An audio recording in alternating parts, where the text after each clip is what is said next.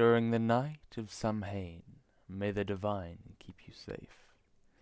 From demon and puka and black-hearted stranger, from harm of the water and hurt of the fire, from thorns of the bramble, from all other danger, from will-o'-the-wisp haunting the mire, from stumbles and tumbles and tricksters to vex you, may the divine's mercy this night protect you.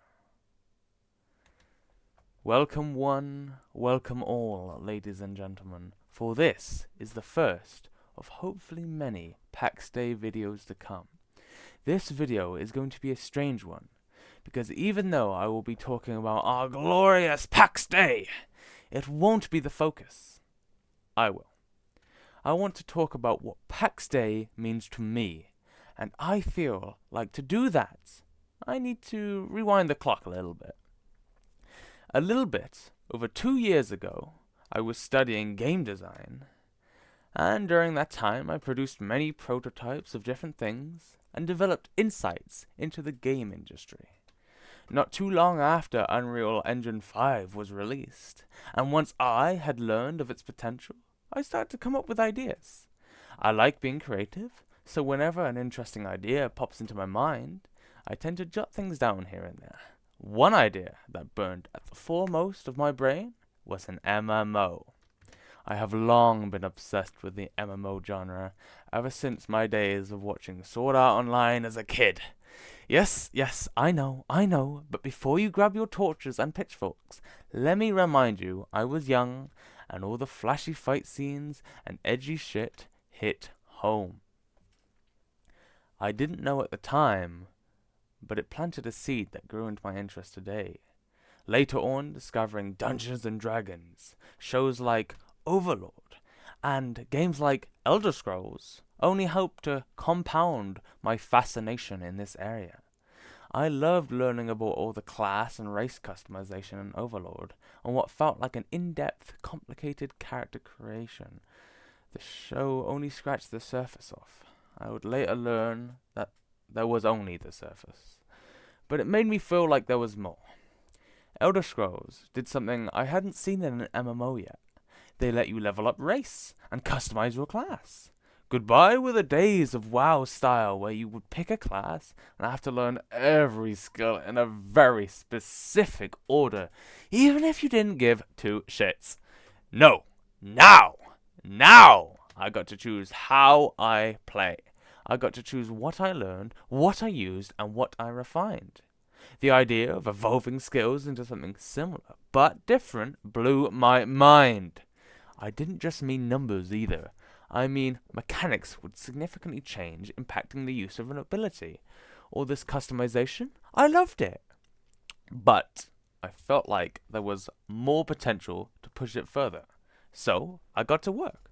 I started laying the groundwork for the MMO I wanted. I documented my progress and made diagrams to help me visualize my idea. Here's some examples. The overall structure was that every time you leveled, you would gain a skill point. I know, very original. And each time you gained a skill point, you would choose to either invest it in a job or class or racial class. And there was a level limit of around 100. Job classes were essentially everything that wasn't a part of the character's biology or body. For example, both cleric and blacksmith were jobs.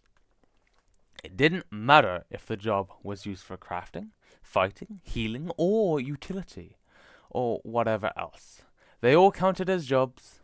Although a class itself doesn't actually give you anything, it's just a name to help categorize the type of skill that you can pick from the class. There are countless job classes, and you can pick and mix as many skills from as many different classes as you like.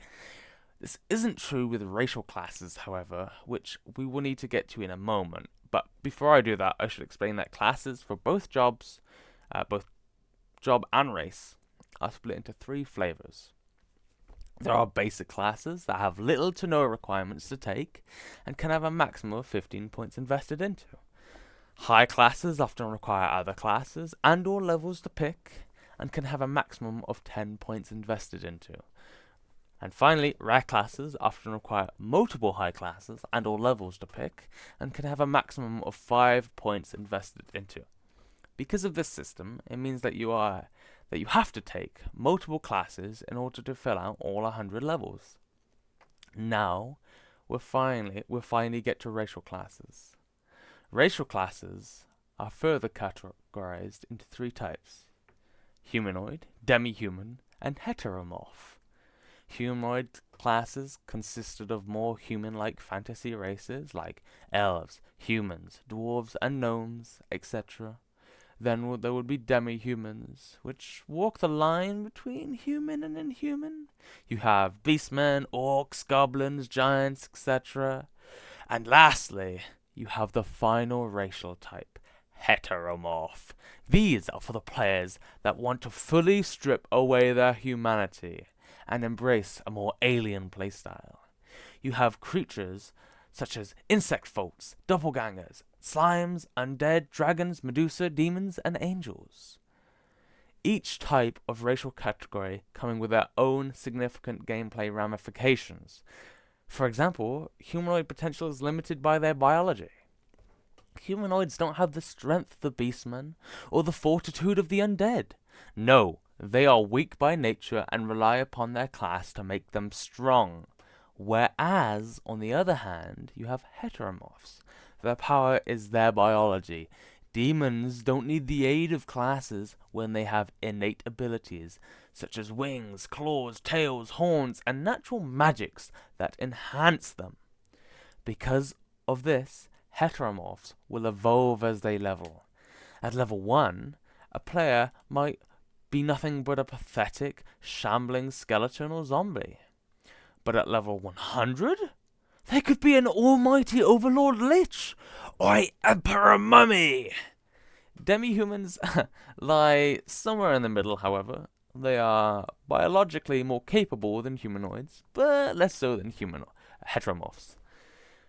For example, you could start off as a simple Goliath, before then becoming an ogre, a troll, an Oni, or a mighty stone, fire, air, and storm giant. As previously mentioned, you cannot pick and mix racial classes like you can with job classes. Once you pick a race, the only option outside a race change is to spend skill points into the same race to potentially evolve it. Sorry.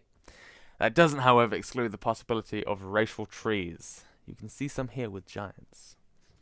Eventually, I started to think about the gameplay and how MMOs like WoW consistently rely on dev expansions, which cripple their potential. Why worry about what the devs will add when it can be player-driven? Do you see where I'm going with this? I'm talking about Pax Dei now too.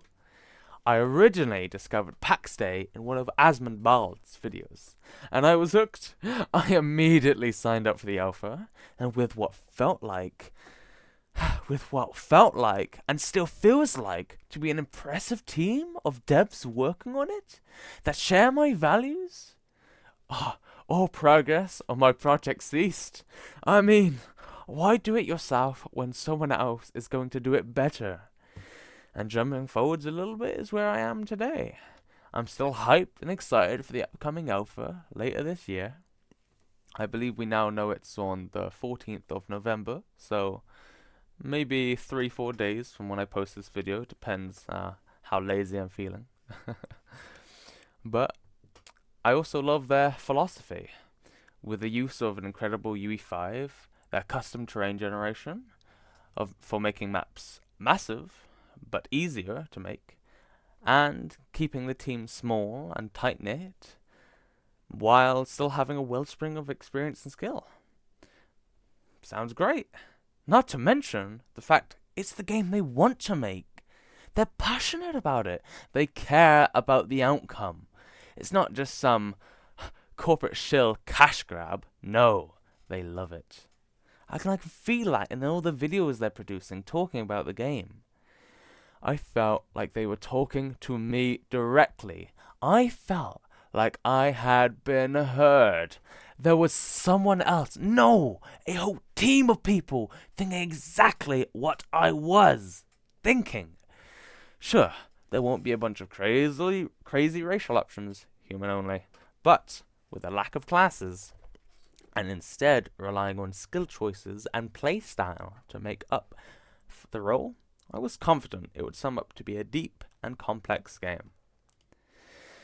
Well, ladies and gentlemen, it's that time again where I'm going to have to say goodbye to you all. But first, I want to give a great big thank you to each and every last one of you who watched my video. For now, it's only a small channel, but with your support, I can continue to grow and reach more people.